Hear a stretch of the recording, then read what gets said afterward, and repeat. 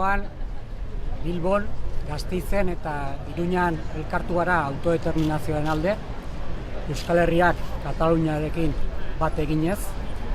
Badira 2 urte, 2017ko urriaren batean, Kataluniako herriak adibide argi bat erakutsi zigunetik, hau da, gaur egungo iraultza demokratiko bat zer den, eta estatuak erabilitako mehatxu eta jezarritako biolentzi guztiaren gainetik demokraziaren erakustaldi argi bat erakutsi ziguten.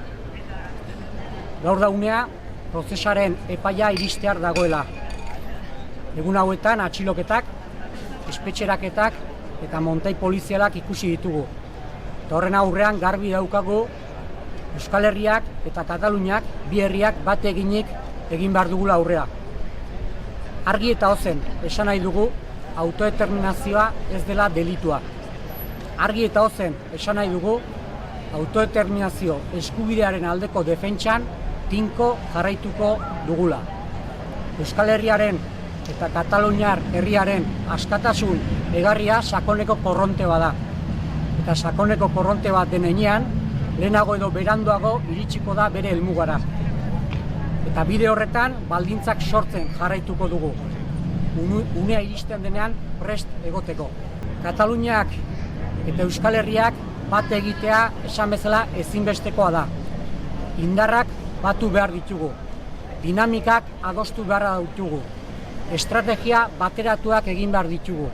Horrek egiten gaituzulako indartsu. Horrek egiten digulako indartsu, bakea eta askatasuna lortzeko. Horrek egingo gaitulako indartsu, demokrazia eta independentzia eskuratzeko. Eta hor, Katalunia ez da inondik inora arazoa izango. Eta horretan ere, Euskal Herria ez da arazo izango. Horretan arazo bakarra, aurrean daukagun estatu autoritario eta antidemokratikoa izango da. Estatu espainola hain zuzen ere. Bi herri gaude, baina borroka bakarra daukagu. Gora herriak.